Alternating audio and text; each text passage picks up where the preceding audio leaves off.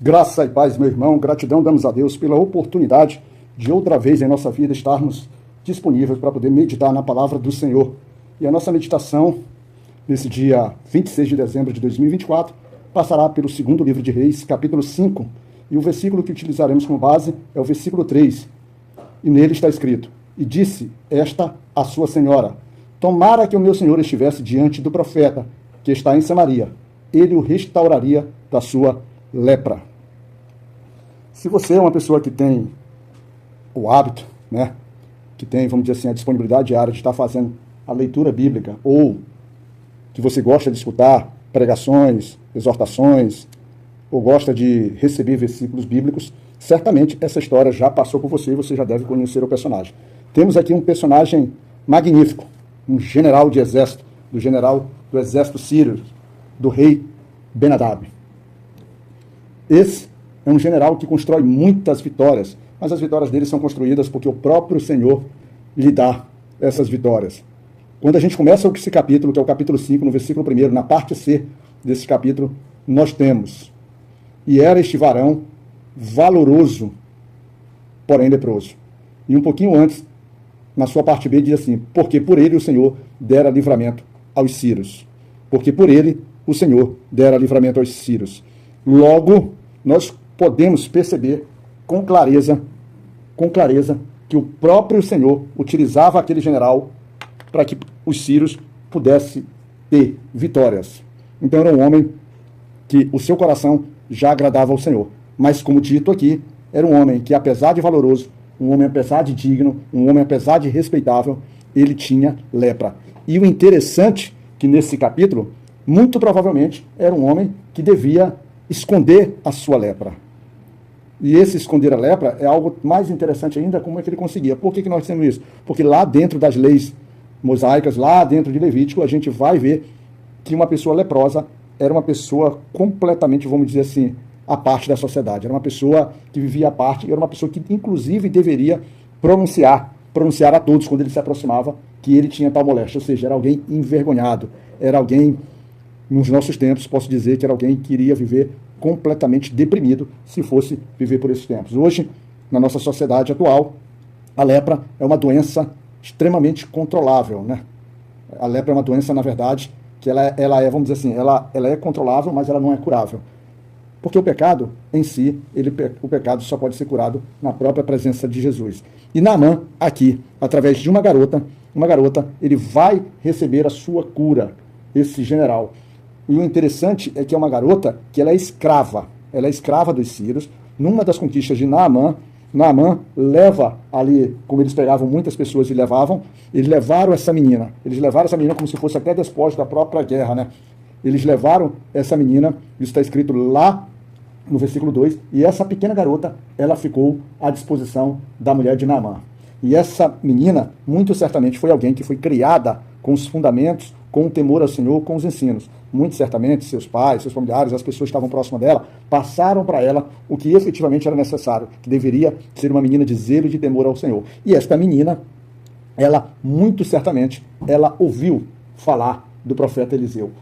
Ela, muito certamente, dos milagres que o profeta Eliseu, até mesmo do profeta Elias. Mas, nesse caso, aqui é o próprio Eliseu, já dentro da sua, vamos dizer assim, do seu ministério de profecias. E essa menina, ela estabelece a sua fé, ela mantém a sua fé intacta. E ao ver ali, e ao ver-se distante da sua família, ao ver-se, vamos dizer assim, como escrava, ainda assim, o seu coração se enchia de compaixão, e ela, como uma boa pessoa que teme ao Senhor, assim como um bom cristão que deve temer ao Senhor, ela era capaz de liberar o seu perdão e, principalmente, ela era capaz de liberar a compaixão pelo seu próximo. E assim, ela diz para a esposa de Naamã, ela fala aquilo que nós já trouxemos no início do nosso devocional, que é o nosso versículo básico. Ela diz: Tomara que o meu Senhor estivesse diante do profeta. Por quê? Porque ela tinha confiança que aquele profeta era um homem de Deus, era um homem que, através do poder de Deus, poderia curar o seu Senhor. E ao chegar ao conhecimento de Naamã se apoderou dessa verdade e rapidamente, como um homem subordinado ao rei, leva a situação ao rei. E o rei, por Naamã ser muito querido pelo rei, Naamã ser um homem de grande valor para aquele exército, pela sua proximidade com o rei não pensa duas vezes e determina para que ele vá. E ele manda uma carta ao rei de Israel, manda uma carta do rei de Israel apresentando Naamã. Praticamente, creio eu, que na carta não tem o que está escrito, mas determinando a cura do seu general, do seu servo Naamã. Essa carta, ao chegar ao rei de Israel, que provavelmente era Jorão, ao chegar ao rei de Israel nesse tempo, o que é que ele faz? Ele se entra em aflição, porque ele diz que o rei de Israel, o rei Ben-Hadad, o rei sírio, apesar de ter mandado a carta e ter mandado 10 talentos de prata, 6.000 ciclos de ouro e 10 mudas de vestes, mas ele entende que o rei da Síria está procurando motivo para que possa atacá-lo. E ele entra em colapso. Mas aí é que vem, ao Eliseu, ao tomar conhecimento disso, Eliseu, com a autoridade que tinha como representante do Senhor, no versículo 8 está escrito: sucedeu, porém, que ouvindo Eliseu, o homem de Deus, que o rei de Israel rasgara as suas vestes, mandou dizer ao rei: por que rasgastes as tuas vestes? Deixa ouvir a mim e saberá que há profeta em Israel. Irmãos, é alguém que confia no Senhor. E às vezes as pessoas estão com suas dificuldades, estão com suas lutas, com seus problemas, as pessoas que ainda não conhecem Deus, que são ímpias, ainda estão vivendo na sua forma natural de ser, elas estão buscando um suporte, e você não faz como Eliseu, você não diz: venha a mim, porque aqui tem um filho de Deus, aqui tem alguém que efetivamente, que decisivamente, que alegremente é servo, é senhor, é filho do Deus amado. E Eliseu, então, se apodera disso. E o cenário que é interessante, que quando Naamã vai para Israel para se apresentar a Eliseu, Eliseu simplesmente manda o seu servo, manda o seu discípulo avisar o general que ele simplesmente deveria ir. Ele sequer foi recebido. Ele disse assim, lá no versículo 10, então Eliseu lhe mandou uma mensagem dizendo: vai e lava-te 7 vezes no Jordão, e a tua carne te tornará e ficarás purificado. Isso, ao invés de trazer ao general Naamã alegria, contentamento, porque agora ele deveria saber como iria ser curado, não, ele se indigna, ele se amargura, ele se frustra, porque ele é uma autoridade, ele é alguém que dá valor à autoridade. E Eliseu parece ter simplesmente desprezado sua presença. Ele foi lá e ele se indigna porque ele queria mais, ele queria uma manifestação visível, ele queria que Eliseu estendesse suas mãos, Eliseu orasse fortemente, Eliseu usasse o nome do seu Deus. Mas Eliseu simplesmente age como o seu próprio Deus assim o dissera. Assim havia determinado. Porque Eliseu era um homem que seguia fielmente aquilo que o próprio Senhor estabelecia. E na hora que ele, indignado, pretendendo não voltar, aí vem mais uma grande lição da nossa vida. Vem um homem, um dos seus homens, com toda a sabedoria, com toda a humildade, e convence o seu general, diz: seu general, se ele te mandasse fazer uma coisa grande, alguma coisa difícil, o senhor não faria? Por que não simplesmente ir lá e tomar os 7 mergulhos no Jordão? A tarefa simples. Naamã, nessa hora, olha para o seu servo, dá razão ao seu servo e confia. E depois de 7 vezes, depois de 7 mergulhos naquele rio, acontece um milagre. Lá no versículo 14 nos traz: então desceu e mergulhou no Jordão 7 vezes, conforme a palavra do homem de Deus, e a sua carne tornou como a carne de um menino e ficou purificado.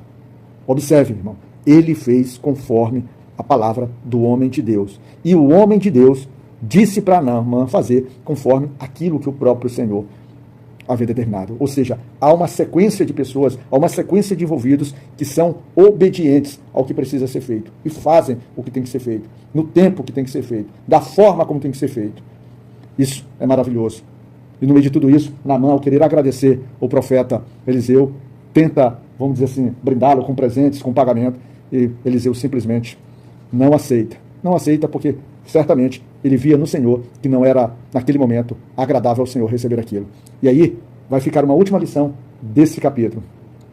O discípulo de Eliseu, Geazi, um homem que vive na presença de Deus, que vive ali tendo as palavras diárias, que vive recebendo a unção do Senhor, ele faz diferente. Ele vai até Naamã, ele mente, ele usa a mentira, ele se entrega à mentira para que possa receber a prata, receber aquilo que o próprio Eliseu já havia dispensado. E ao chegar de volta ao seu mestre, ao profeta Eliseu, ele é deparado com uma situação em que ele novamente mente para o seu instrutor, para o seu professor, para o seu mestre. Lá no versículo 26, quando ele mente para Eliseu, Eliseu vos diz, lá no 26, porém ele lhe disse: porventura não foi contigo o meu coração, quando aquele homem voltou de sobre o seu carro a encontrar-te? Era isso a ocasião para tomares prata e para tomares vestes e olivais e vinhas e ovelhas e bois e servos e servas? Oh, irmão, o próprio Deus já havia revelado a Eliseu, já havia revelado o que Geazi tinha feito. E Geazi mentia para Eliseu, dizendo que não tinha ido para lado nenhum, que não havia feito nada.